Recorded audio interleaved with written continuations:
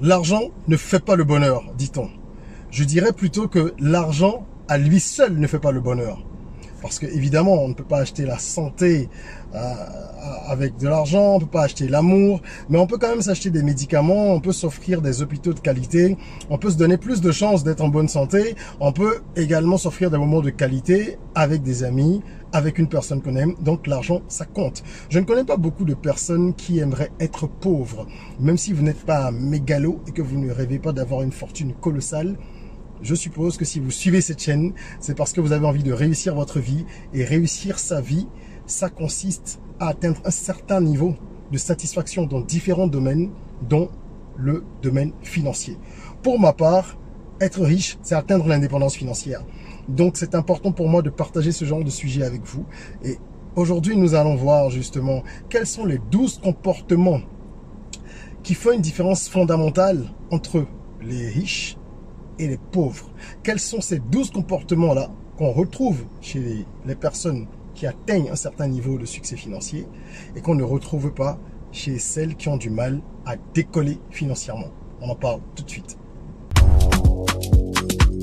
Je suis Régis Sezim, entrepreneur multipotentiel, conférencier, formateur et artiste. Nombre de mes projets ont été acclamés et primés à l'international. Mes ouvrages se sont écoulés à plus de 20 000 exemplaires à travers le monde et j'ai formé plus de 5 000 personnes à ce jour sur les thématiques liées à l'entrepreneuriat, au business, au leadership et au mindset.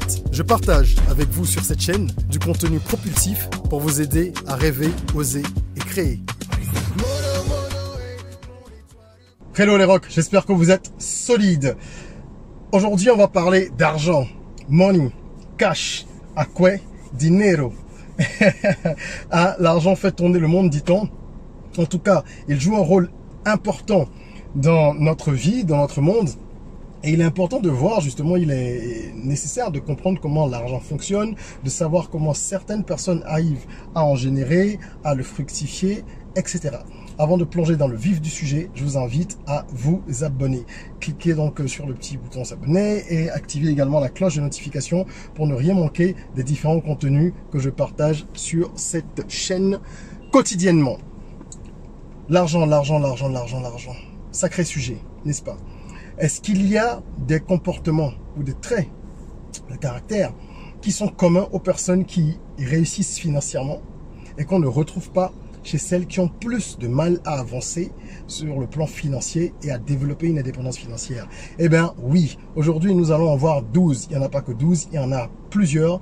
J'en ai sélectionné 12 aujourd'hui. Nous aurons le temps de revenir sur ces sujets-là à différentes reprises et d'en parler de différentes manières sous différents angles. Alors, premier point, on va parler de la télévision. Dans une vidéo récente, je disait que la télévision est une chose qu'il faudrait jeter pour changer sa vie littéralement. Peut-être que le terme est un peu fort, mais ce qu'il faut comprendre et ce qu'il faut retenir, c'est que trop de télévision, ça ne peut pas vous faire du bien et que ça hypothèque également votre potentiel, votre capacité à vous émanciper financièrement. Pourquoi? Les gens qui gagnent beaucoup d'argent sont généralement de l'autre côté de la télévision. Lorsque vous regardez la télévision, vous allez regarder un film, une série, un match, des émissions de télé-réalité ou des talk shows. Ces personnes que vous regardez gagnent énormément d'argent grâce à la télé. Toutes les personnes quasiment que vous regardez à travers le petit écran gagnent beaucoup d'argent.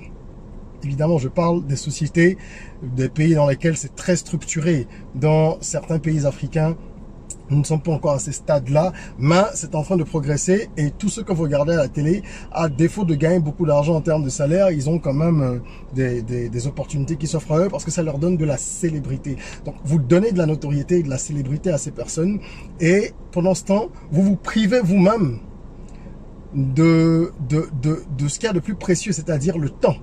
Lorsque vous passez trop de temps devant la télévision, vous finissez par déconnecter votre cerveau. C'est-à-dire que vous êtes démobilisé intellectuellement, pour dire les choses simplement. Il y a plusieurs études qui l'ont prouvé de toute façon.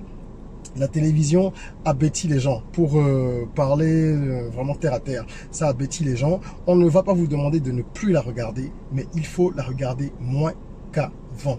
Les personnes qui gagnent beaucoup d'argent regardent peu ou pas la télé. C'est une évidence. Ces personnes-là passent plus de temps à lire des bouquins, par exemple. On va se former, même si c'est des formations en ligne, online.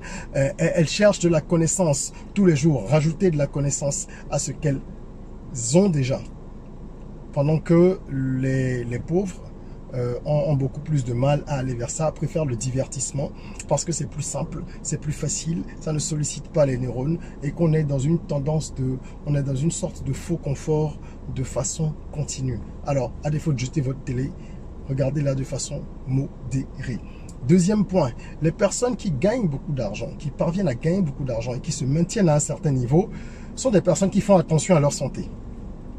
Elles font attention à leur santé de deux façons principales. Premièrement, elles font attention à ce qu'elles mangent. Elles évitent au maximum la malbouffe. Et détrompez-vous, la malbouffe, ce n'est pas que les fast-food. Non, la malbouffe, c'est tout ce que... C'est-à-dire, c'est pas que les fast-food au sens conventionnel du terme. Parce qu'il y a des gens qui mangent très mal dans nos environnements. Et parce qu'ils ne vont pas dans des fast-food où il y a des burgers ou des pizzas, ils pensent qu'ils mangent bien. Non, manger, comme on dit, local, ce n'est pas synonyme de manger sain. Si vous mangez gras tout le temps, que vous mangez très gras dès le matin, vous mangez gras à midi, vous mangez gras le soir, même si vous avez l'impression que c'est de la cuisine qui est de la cuisine plus saine parce qu'il n'y a pas de produits chimiques, vous allez surcharger quand même votre foie. Et nous faisons beaucoup de mélanges dans nos pays, beaucoup de mélanges qui sont des mélanges détonnants. On prend de l'huile avec de la friture, on rajoute dans du pain, on va mettre de l'avocat, des œufs, et c'est pas des plaisirs occasionnelles, ce sont des choses qui sont récurrentes. Alors à partir du moment où vous voulez atteindre un certain niveau, vous faites attention à votre hygiène de vie et ça commence déjà par la santé. Qu'est-ce que je mange? Comment je mange et de quoi je me prive? Qu'est-ce que je m'autorise occasionnellement? Qu'est-ce que je bannis de ma santé? De mon alimentation, pardon. Qu'est-ce qui est bon pour ma santé? Qu'est-ce qui n'est pas bon pour ma santé? Les riches font cet effort-là de comprendre leur organisme, pas tout seul, évidemment, en faisant des recherches, en allant chez des spécialistes, pour pouvoir équilibrer leur alimentation et se garantir d'être en forme. Parce que quand vous mangez bien, votre cerveau fonctionne 2, 3, 4, 5 fois plus vite. Votre corps est plus alerte et tout ça combiné, ça vous donne plus d'énergie. De l'énergie mentale, de l'énergie physique et forcément, vous êtes plus performant comparativement à quelqu'un qui mange mal, qui est toujours lourd, qui n'est pas de bonne humeur, qui va développer... des maladies, même des petits malaises, même si ce n'est pas des maladies chroniques. Donc voilà, faire attention à ce qu'on mange et faire attention également à sa santé de façon générale. Les personnes qui gagnent beaucoup d'argent font des check-ups de façon régulière. C'est-à-dire que même quand il n'y a pas d'alerte, ce sont des personnes qui, 1 ou 2 fois par an, vont aller faire un contrôle. Évidemment, ça coûte de l'argent, mais il faut investir dans la santé. Il y a plein de choses pour lesquels on dépense de l'argent et dont on pourrait se priver pour se donner plus de chances justement de vivre plus longtemps, mais surtout en bonne santé pendant en tout cas le temps qu'on vit ici sur Terre. Donc faites en sorte de contrôler votre santé assez souvent, en tout cas autant que vous pouvez, si c'est 1 fois ou 2 fois par an, et faites attention à ce que vous mangez, vous vous en porterez mieux. Troisième point, les riches généralement ou les personnes qui atteignent un certain niveau de stabilité financière sont des personnes qui se réveillent tôt.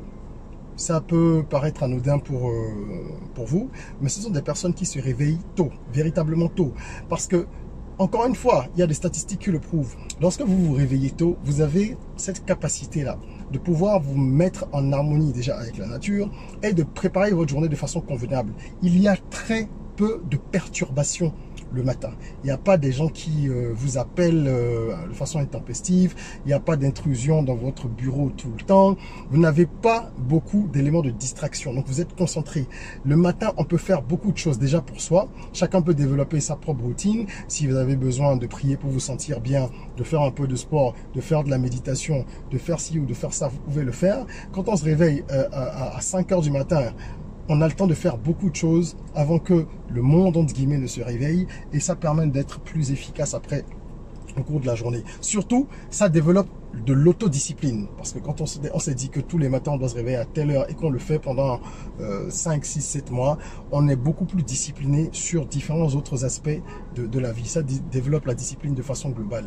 Les personnes qui n'atteignent pas les mêmes niveaux financiers sont des personnes qui sont beaucoup plus négligentes, plus nonchalantes et qui généralement estiment que ce n'est pas la peine de se mettre martel en tête, quoi, de se mettre trop de pression. On se réveille quand on peut, on fait quand on peut se réveiller à 20 minutes de l'heure des débuts de son boulot, on galope, on enfile quelque chose, on se lave, on enfile quelque chose, on y va.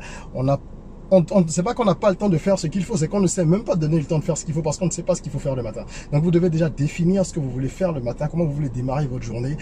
La manière dont on démarre sa journée définit beaucoup de choses. Et c'est le ton qu'on donne. Si vous voulez chanter une chanson et que les premières notes sont fausses, c'est difficile après de rattraper un petit peu le rythme et d'évoluer. Donc levez-vous tôt, ça vous aidera à développer votre discipline. Toutes les personnes qui atteignent des niveaux exceptionnels dans leur travail, dans leur finance, etc. sont des gens qui se lèvent tôt. Je connais des gens qui se lèvent même à 4 heures du matin. Et ce sont des personnes qui se couchent tôt également, parce qu'il ne s'agit pas de se coucher à 1 heure, de se lever à 5 heures, d'avoir 4 heures de sommeil tous les jours, parce que ça, vous allez finir par esquinter votre santé et ce n'est pas le but. Quatrième point, l'activité sportive, le sport. Ok, les personnes, on dit, et c'est vrai que les personnes pauvres sont des personnes qui peuvent aimer le sport, mais qui n'en pratiquent pas. Donc, elles peuvent aimer le sport, elles peuvent avoir une équipe qu'elles adorent, un joueur dont elles sont complètement fans, mais elles ne vont pas pratiquer du sport de façon régulière. Les personnes qui réussissent et qui atteignent un niveau de richesse donnée sont des personnes qui ont compris qu'être en bonne santé physique, c'est important. Il faut faire du sport, même si c'est de la marche et que vous décidez de faire une vingtaine, une trentaine de minutes tous les jours, je le répéterai toujours, c'est beaucoup mieux que d'aller se donner l'impression de faire du sport en pratiquant une activité d'1 heure le week-end. Parce que les effets sur la santé, ils sont toujours plus percutants lorsqu'ils sont des effets composés, combinés comme ça. Donc faites du sport, pratiquez-en, c'est extrêmement important. C'est bien d'aimer le sport si vous aimez le sport, que vous gardez des matchs, vous faites ci, vous faites ça, mais n'oubliez pas que c'est bon pour vous de pratiquer du sport. Donc faites comme vos idoles, même si c'est à votre rythme, et vous n'en sortirez que gagnant. Ensuite, numéro 5, les personnes pauvres critiquent toujours les autres, c'est-à-dire qu'elles blâment les autres. Elles blâment les autres pour leur échec ou pour leur situation. C'est toujours la faute aux autres. C'est le système qui n'est pas bon. C'est l'environnement qui est mauvais. Ce sont les parents qui m'ont empêché de choisir ma voie. C'est mon époux, mon épouse qui m'a ralenti dans ma vie. C'est mon frère qui a toujours été jaloux de moi. Et à cause de lui, ben, je ne suis pas parvenu à faire grand chose parce qu'il m'en veut, il fait ci, il fait ça. C'est toujours les autres. Mon patron ne m'aime pas. Mes collègues me sabotent. Ceci, cela. Ce sont des caliméros. C'est ce que j'appelle le calimérisme. Et les riches ne sont pas dans le calimérisme. Ils essayent toujours de comprendre quelle est leur part de responsabilité dans une situation et comment est-ce qu'ils peuvent inverser cela, comment est-ce qu'ils peuvent améliorer leur situation. Quand bien même il y aurait des facteurs exogènes, ils essayent eux-mêmes de trouver des éléments dont ils sont responsables. Quelle est ma part de responsabilité? Comment je fais pour améliorer les choses? Parce que tant qu'on estime que l'échec et l'insuccès proviennent des autres, on ne se remet pas en question, on ne peut pas avancer, c'est pas possible. Donc évitez de mettre la faute sur les autres tout le temps, c'est ce qu'on appelle l'excusite, c'est une maladie qui consiste à trouver des excuses pour tout. J'ai pas les bons diplômes, je viens pas de la même famille, de la bonne famille, pardon, je suis vieux, etc. Rejeter la faute sur les autres ou sur la vie, ça ne vous avancera pas à grand chose. Ensuite, point numéro 6, les riches investissent, les pauvres épargnent. Ça, c'est pour ceux qui font au moins des épargnes. Il y en a qui n'en font même pas, c'est pire, je ne vais même pas en parler. Les pauvres épargnent. Oui, épargner, c'est bien parce que ça peut vous sauver lorsque vous avez des coups durs. Mais investir, c'est mieux. Parce qu'un franc aujourd'hui ne vaudra même pas 1 franc dans 10 ans. Si vous prenez en compte l'inflation, vous mettez 100 000 francs à la banque, dans 5 ans, les 100 000 francs ne vaudront pas 100 000 francs. Si c'est de l'épargne pure. Votre argent aura perdu de la valeur parce qu'avec ces 100 000 francs là, vous ne pourrez pas acheter la même chose que 5 ans plus tôt. Donc votre argent se dévalue, ça se déprécie. C'est ce qu'il faut comprendre. C'est pour ça que les riches investissent. Ils investissent dans des actifs qui prennent de la valeur. Ils vont investir en bourse, ils vont investir dans de l'immobilier sécurisé, ils vont investir dans de l'or pour certains, encore que là, le débat, il existe, mais c'est clair que même quand ça stagne, l'or perd assez rarement sa valeur, ça stagne ou ça en prend. En tout cas, ils vont investir dans des actifs qui sont des actifs qui peuvent liquider à un moment s'ils ont un problème et qu'ils ont besoin justement de liquidité, donc de cash pour gérer une situation, mais ils vont pas thésauriser l'argent. C'est ça qui est important. Il faut comprendre que économiser, ce n'est pas suffisant. Il faut que votre argent génère des petits, d'accord, qu'il puisse, il faut que vous puissiez le fructifier. Point numéro 7. Les riches, lorsqu'ils empruntent, ils empruntent pour acheter des actifs, comme je viens de dire. Ils n'empruntent pas pour acheter des passifs. Les pauvres sont capables d'emprunter de l'argent pour acheter une voiture. La voiture est un passif. Vous achetez un produit qui va perdre de sa valeur dès qu'il sort soit de l'usine, soit du parc automobile. Les riches sont capables d'emprunter pour aller en vacances. Dans nos pays, pardon, les pauvres, qu'est-ce que je raconte? Les pauvres sont capables d'emprunter pour aller en vacances. Dans nos pays, où il y a beaucoup de cérémonies, tout le temps, baptême, enterrement, ceci, cela, il faut acheter des pagnes, il faut faire plein de choses. Les pauvres empruntent pour des cérémonies, des festivités. C'est hallucinant. Vous vous endettez, donc vous allez acheter de l'argent que vous allez rembourser avec des intérêts pour l'investir cette somme-là dans des passifs. Tandis que les riches empruntent aussi, évidemment. Mais ils utilisent l'argent des autres pour acheter des actifs. Kiyosaki est d'ailleurs le grand défenseur un des grands défenseurs modernes, en tout cas, de cette théorie-là, enfin de cette thèse. Et il explique comment, lui, il a bâti une grosse partie de sa fortune comme ça, en empruntant pour acheter de l'immobilier. Mais en faisant des montages, évidemment, où si tu empruntes à 5%, tu investis dans des activités qui, elles, génèrent 10-15%. Donc, évidemment, tu gagnes de l'argent. Si tu as bien fait tes calculs et bien identifié les secteurs, tu prends l'argent des autres, donc l'argent de la banque, en tout cas, tu empruntes où tu veux, à un taux X, tu investis dans un projet qui te rapporte X fois 2. Le taux X fois 2. Donc, quand vous empruntez de l'argent, que ce soit idéalement pour investir et non pour le mettre dans des passifs, quoi. Parce que sinon, finalement, vous vous appauvrissez. Voilà, on y arrive. Ensuite, numéro 8. Les riches font en sorte d'avoir un entourage qui soit propulsif. Les pauvres, eux, par contre, traînent avec, entre guillemets, n'importe qui. Dès qu'ils s'entendent un peu avec quelqu'un ou qu'ils se rendent compte qu'on peut faire des blagues, passer du bon temps,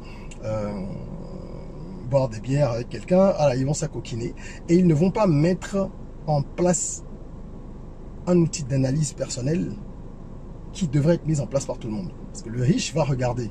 On peut appeler ça de l'opportunisme si on veut, mais globalement, c'est de l'objectivité. Le riche, il regarde les personnes qu'il fréquente et il se dit, est-ce que cette personne ressemble à la personne que j'ai envie d'être? Est-ce qu'elle partage les mêmes valeurs? Est-ce qu'elle a de l'ambition? Est-ce que je me sens bien avec elle? Est-ce qu'elle dégage des bonnes énergies?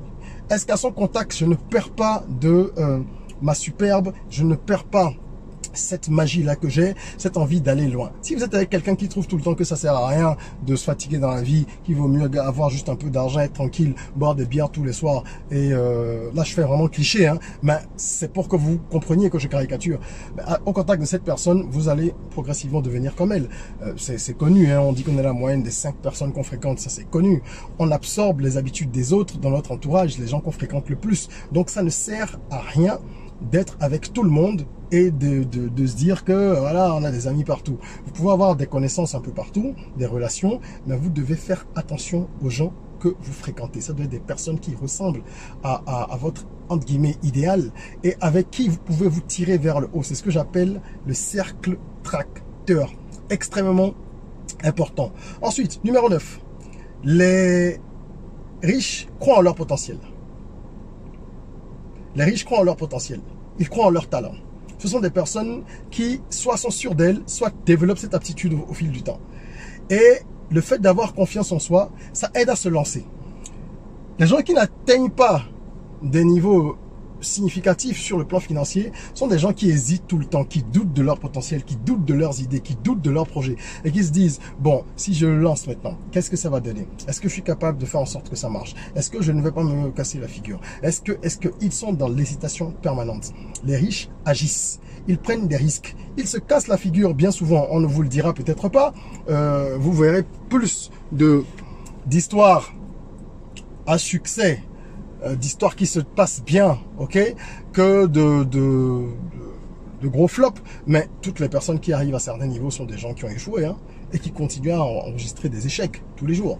Seulement que, je le dis, je sais plus, je crois dans Jusqu'au bout j'irai, oui, dans mon bouquin Jusqu'au bout j'irai, je crois que c'est dans ce bouquin que je le dis, le succès, en fait, c'est un ensemble de 1000 échecs, quoi. Mais c'est ça. Donc, vous ne pouvez pas, parce que vous avez peur d'échouer ou de ne pas réussir quelque chose, ne pas tenter. Les riches prennent des risques, ils croient en leur potentiel, en leurs idées, ils essayent, qu'ils se cassent la figure, ils recommencent. Les pauvres, ils préfèrent rester dans leur zone de confort et ne pas prendre trop de risques. C'est un peu ça, la différence. Point numéro 10. Les pauvres, quand on dit pauvre, je sais que ça choque des gens, mais c'est pour créer l'antagonisme entre les deux. Les pauvres ou les gens qui ont une situation moyenne sont payés sur la base du temps. Les riches sont payés sur la base de la valeur qu'ils peuvent créer. Nous avons tous 24 heures dans une journée. Nous devons tous dormir un certain nombre d'heures. Donc, nous avons généralement la même fourchette de temps pour travailler, pour produire quelque chose dans la communauté et être payé en retour. Qu'est-ce qui fait donc que certains gagnent plus que d'autres? Ce n'est pas le temps. Personne n'a 72 heures dans une journée. C'est la valeur que vous allez créer. Le pauvre, c'est quelqu'un qui va produire un travail pendant une durée donnée et va être payé pour le temps qu'il a passé. Ce qu'on va appeler le taux horaire, ce qu'on va appeler le salaire, etc., etc., etc. Les gens qui gagnent beaucoup d'argent, ils sont payés sur la valeur. Ok? Lorsque vous allez chez un avocat qui atteint un certain niveau, même si on vous le facture à l'heure, c'est pour vous simplifier un petit peu la compréhension qu'on vous le facture à l'heure. Mais regardez le montant que vous payez à l'heure. Vous payez ce montant à l'heure là, pourquoi? Pourquoi vous allez payer 5 000 $, 10 000 $, parfois plus l'heure dans certains cabinets? Parce qu'on vous vend l'expérience, la compétence compilée. C'est ça que ce cabinet vous vend, c'est ça que cet avocat vous vend. Lorsque vous prenez les sportifs, je regardais la dernière fois le salaire de Cristiano Ronaldo, je crois que c'est 200 millions d'euros l'année. Enfin, j'ai vu passer l'information. Bref, quand j'ai vu la décomposition, est-ce que ça donnait par seconde, ce qu'il gagne par seconde, j'ai oublié le chiffre exact parce que ça donne le tournis, mais c'est hallucinant. Mais c'est à cause de la valeur de cette personne. Cette personne peut vous faire gagner quoi? Lorsqu'on le paye 200 millions d'euros par an, c'est parce qu'il peut rapporter beaucoup plus à un club. L'avocat que vous payez des centaines ou des dizaines de milliers de dollars, c'est parce qu'il peut vous faire gagner un procès dans lequel vous pourriez gagner tant. Donc posez-vous la question, comment je fais pour produire suffisamment de valeur, une valeur qui permette aux autres de gagner beaucoup d'argent ou d'atteindre des objectifs très élevés, et à partir de ce moment-là, je pourrais facturer mes services chers ou mes produits chers. C'est ainsi que les riches gagnent de l'argent. Ce n'est pas le temps qu'ils passent à faire un travail. Autrement, ce serait difficile. C'est la valeur que vous créez. C'est ça qui fait que vous gagnez beaucoup d'argent après, en passant 1 heure, 2 heures, 3 heures, 10 heures ou une semaine. Vous pouvez gagner le salaire de certaines personnes pendant 30 ans. Et voilà, ça peut paraître injuste, mais c'est ainsi que la société fonctionne. Donc, nous devons comprendre le système et nous adapter en tant que rock. Numéro 11, les riches continuent leur formation. Ils apprennent tous les jours, quel que soit leur niveau. Ils se forment. Il y a des gens qui ont beaucoup d'argent qui retournent à l'école. On a vu récemment, je crois l'année dernière, j'ai suivi sur les réseaux sociaux, que Assalfo de Magic System a repris, en tout cas suivi un cursus, je crois, à HEC. Il y a plein d'autres cas, hein, partout, dans plein de pays, où des gens qui ont atteint des niveaux respectables dans leur domaine se remettent à aller à l'école, vont à l'université, suivent des formations spécialisées, etc. pour pouvoir renforcer leurs compétences, s'élever davantage, continuer à développer leur réseau, parce que quand tu retournes comme ça dans un cercle d'apprentissage, école, université, centre de formation, tu rencontres d'autres personnes qui ont les mêmes aspirations que toi et qui ont potentiellement beaucoup de réseaux aussi, parce que tu vas choisir des milieux qui sont des milieux d'un certain standing pour avoir des diplômes d'une certaine qualité, des certifications données et avancer. Donc c'est tout bénef. Vous devez apprendre à apprendre continuellement. Pendant que les pauvres, généralement, se reposent sur leurs acquis. Ils se disent, non, pas besoin de faire ci ou de faire ça, j'ai déjà telle chose, ça va, je vais pas m'emmerder, aller encore apprendre, ça me fatigue, donc voilà. Lorsque vous ne cherchez pas à vous améliorer continuellement, et bien vous fixez vous-même une barrière, vous fixez votre propre plafond de verre. Et numéro 12, pour finir, la relation que l'on a à l'argent. Les riches sont des personnes qui pensent que l'argent est utile, que l'argent est important. La majorité des pauvres pensent que l'argent, comme on dit, c'est vraiment la source de tous les maux. The root of evil. L'argent, c'est le diable, comme disent certains. Et c'est tellement enraciné dans le subconscient des gens que finalement, ils repoussent l'argent. Si tu penses que c'est mauvais, l'argent, il va faire en sorte de ne pas venir en abondance chez toi. L'argent n'est pas mauvais. On sait que l'oisiveté est mère de tous les vices. L'oisiveté, ça entraîne quoi, l'oisiveté? Ça entraîne la pauvreté. C'est un exemple parmi tant d'autres. Si vous ne parvenez pas à vous convaincre que l'argent est une bonne chose, que l'on peut utiliser de façon intelligente pour faire le bien, à ce moment-là, vous fermez la porte de l'argent. Il y a des gens riches qui font de très bonnes choses pour aider la communauté, pour aider les autres avec leur argent. Alors regardez ces personnes plutôt que de vous focaliser sur celles qui peut-être ont des comportements qu'on peut, allez, on va dire discutables, hein, et c'est pas à vous de juger les uns et les autres. Faites en sorte de gagner votre argent. L'argent est une bonne chose. Gagnons de l'argent et utilisons-le pour réaliser nos rêves, pour aider les autres. Si on trouve que le monde est si injuste, gagnons de l'argent pour le rendre plus juste. Voilà. C'est sur ça que je vais terminer. Je vous invite encore une fois à vous abonner si ce n'est pas encore fait, à activer la cloche de notification. Mettez-moi un petit j'aime, ça fait toujours plaisir. Ça nous encourage à continuer à produire du contenu propulsif pour vous. Et en attendant qu'on se retrouve pour une nouvelle vidéo, rêvons, osons, créons, soyons rock.